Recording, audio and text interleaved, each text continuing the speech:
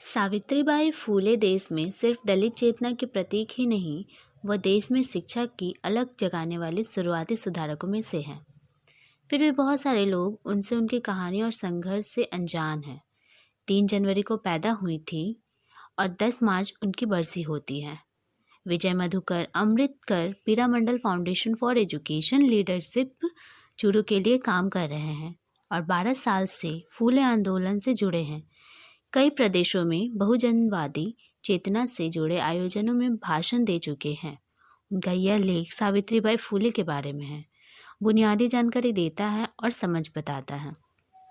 कहते हैं दुनिया जितनी देखी, सुनी और समझी और पढ़ी, उसमें मेरे लिए सबसे महान दृश्य 170 साल पहले का है, जब 17 साल की सावित्री ने अमानवीय ब्राह्मणवाद के गढ़ पुणे में हजारों साल से चली आ रही मुनिवादी व्यवस्था को चैलेंज किया। वह गंजी पेड़ से भिड़ेवाड़ा तक ब्राह्मणवादी सनातन पुरुषों के हर अन्याय का डंके की चोट पर मुकाबला करते हुए लड़कियों और शूद्रों को पढ़ाने जाती थी। उनकी वजह से आज देश के करोड़ों लोग इंसान की जिंदगी जीने के काबिल हुए हैं। किसी भी देश या समाज के मानवीय विकास में महिलाएं सबसे अहम भूमिका अदा करती हैं। जिस घर, समाज, देश में महिलाएं पढ़ी लिखी होती हैं, उन्हें फैसले लेने का हक होता है। वह निरंतर विकास की दिशा में बढ़ता है। जिस समाज में स्त्री को महज उपभोग की वस्तु माना जाए और उससे ज़िंदगी जीने का भी हक छीन लिया जाए, वह समाज, देश हमेशा गुलामी और पतन पर रहता है। हमारे देश में हजारों साल से महिलाओं को उनके अधिकार से वंचित रखा गया है। उन्हें ताड़न का अधिकार बनाया गया है और हमारे देश लगातार सामाजिक गुलामी की श्रृंखलाओं में फंसता चला गया है। लगभग 2000 साल तक भारत की समाज व्यवस्था को नियंत्रित करने वाले संविधान मनुस्मृति के मुताबिक लिखा है, रात और दिन कभी भी स्त्री को स्वतंत्र नहीं होने देना चाहिए। उन्हें लैंगिक संबंधों द्वारा अपने वश में रखना चाहिए। बालपन में पिता, युवावस्था में पति और बुढ़ापे में पुत्र उसकी रक्षा करें। स्त्री स्वतंत्र होने के लायक ही नहीं है।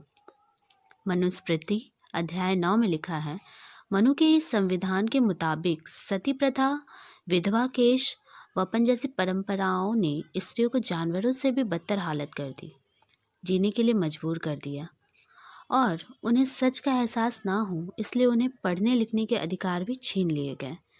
स्त्री इस गुलामी से बाहर ना निकले, इसलिए उन्हें अपमानित कर समाज में उसकी प्रतिमा को मलिन किया गया, उसके चरित्र का हनन किया गया। पुरुषों को बहकाना स्त्रियों का स्वभाव होता है, इसलिए बुद्धिमान स्त्रियां से सदा सावधान रहना चाहिए।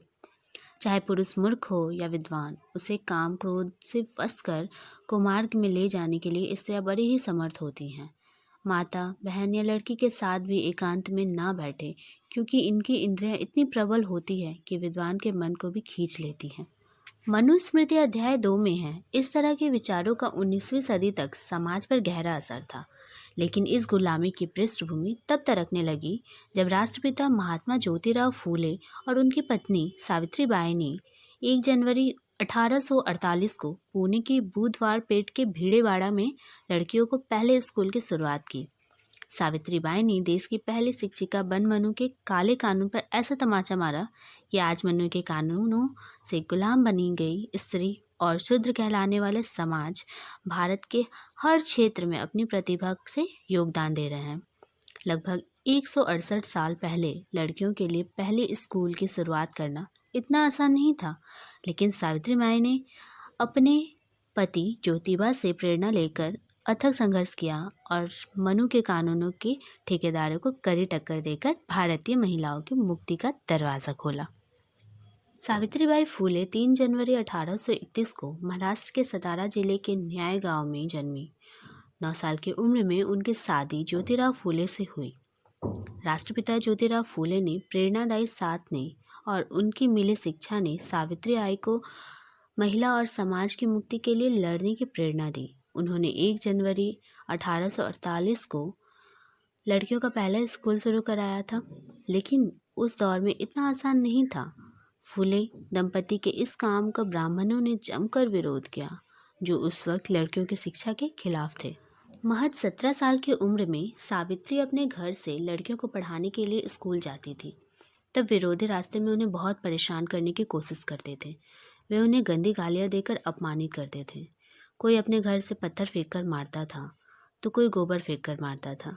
लेकिन फिर भी सावित्री इन सब से डट कर मुकाबला करते हुए रोज लड़कियों को पढ़ाने के लिए स्कूल जाती थी। जब मनु के अन्याय को लगा कि सावित्री और ज्योतिबा अब रुकने वाले नहीं हैं, तो उन्होंने ज्योतिबा के पिता गोविंद राव पर यह कहकर दबाव बनाने की कोशिश की कि आपका लड़का धर्म के खिलाफ काम कर रहा है और इसके लिए आपको समाज से बहिष्कार किया जा सकता है। बहिष्कार के दबाव में गोविंद राव ने ज्योतिबा को पाठशाला बंद करने को कहा। जब वे नहीं माने तो गोविंद राव ने उन्हें घर से बाहर जाने को कहा। ज्योतिबा और सावित्री बाई ने घर छोड़ दिया, लेकिन लड़कियों को और शूद्रों को पढ़ाने का कार्य नहीं छोड़ा। जब इससे भी बात नहीं बनी तो लड़कियों की शिक्षा के विरोधियों ने फूले के दंपत्ति की हत्या करने के इरादे से कुछ गुंडे को उनके घर भेजा। उस वक्त बहुत सारी लड़कियां महज 12-13 की उम्र में विधवा हो जाती थी। इसके बाद उसका केशव बनकर उन्हें कुरूप बनाया जाता था ताकि उनकी तरफ कोई पुरुष आकर्षित ना हो सके। लेकिन ऐसी विधवा लड़कियां या महिलाएं भ्रष्ट सोच के पुरुषों के लिए आसान शिकार बन जाती थी। ऐसे में गर्भवती हुई विधवाओं का समाज बहिष्कार कर देता था और उन पर जुल्म किए जाते थे। पैदा होने वाले बच्चे का भी कोई भविष्य नहीं होता था। ऐसे में उस गर्भवती विधवा के सामने सिर्फ 2 ही पर्याप्त रास्ते बच जाते थे, या तो वह उस बच्चे को मार दे या खुद आत्महत्या कर ले। इस अमानवीय नरसंहार से महिलाओं को बाहर निकालने के लिए ज्योतिबा और सावित्री बाई ने गर्भवतियों के लिए प्रसूति गृह शुरू किया, जिसका नाम था बाल हत्या प्रतिबंधक गृह को, जो उस गर्भवती महिलाओं के लिए उनका घर भी था। सावित्री बाई ने इस घर को पूरी कुशलता और धैर्य के साथ चलाया, वहाँ के बच्चों को शिक्षा और उज्जवल भविष्य दिया। विधवा केशवपन का विरोध करते हुए सावित्री बाई ने नाइयों की हड़ताल कराई और उन्हें विधवा केशवपन ना करने के लिए प्रेरित किया। आज भी गर्भवती विधवाओं के लिए ऐसे ही गृह का निर्माण करना साहस का काम है। इससे अंदाज़ा लगाया जा सकता है कि लगभग 150 साल पहले फूले दंपत्ति का यह कदम कितना साहसिक था। एक बार ज्योतिबा ने एक गर्भवती महिलाओं को आत्महत्या करने से रोका और उसे वादा किया कि उन्हें होने वाला बच्चा उसे अपना नाम देगी।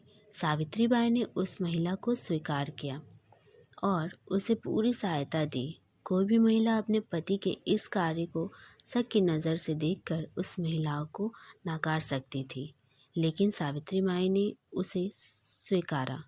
बाद में उस महिला ने जन्मे हुए बच्चे सावित्री बाई और ज्योतिबा ने अपना नाम देकर उसकी परवरिश की, उसे पढ़ाया लिखाया और डॉक्टर बनाया। छुआछूत, जातिवाद जैसे अमानवीय परंपराओं को नष्ट करने के लिए अविरत काम करने वाले ज्योतिबा का सावित्री बाई ने बराबरी से साथ निभाया। अपृष्यों को पानी पीने के लिए खुद के घर का जलाशय दे दिया। किसानों, मजदूरों और समस्याओं को लेकर संघर्ष किया। ज्योतिबा की मौत के बाद सावित्री बाई ने उनकी चिता को आग लगाया। यह क्रांतिकारी कदम उठाने वाली सावित्री देश की पहली महिला थी। ज्योतिबा की मृत्यु के बाद सावित्री बाई ने ज्योतिबा के आंदोलन का नेतृत्व अपने हाथों में लिया और पूरी कुशलता से उसे निभाया। इसी दौरान उन्होंने काव्य फूले और 52 कसी, सुबोध रत्नाकर नामक ग्रंथों का निर्माण कर समाज का प्रबोधन किया और वह आधुनिक जगत में मराठी की पहली कवयित्री बनी। 1897 में पुणे में फैले प्लेग के दौरान सावित्री बाई दिन रात मरीजों की सेवा में लगी थी। उन्होंने प्लेग से पीड़ित गरीब बच्चों के लिए कैंप लगाया था। प्लेग से पीड़ित बच्चे पांडुरंग गाडगावे से लेकर जब वह जा रही थी तो उन्हें भी प्लेग ने जकड़ लिया। 10 मार्च 1857 को रात 9 बजे क्रांति ज्योति सावित्री बाई का देहांत हो गया। जिंदगी के आखिरी पलों तक यह राष्ट्रमाता मानवता को प्रस्थापित करने के लिए लड़ती रही। वीडियो पसंद आई होगी तो इसे ज़रूर लाइक करें और सब्सक्राइब करें मेरे चैनल को। मैं कल मिलूंगी फिर एक नए वीडियो के साथ। तब तक के लिए टेक केयर।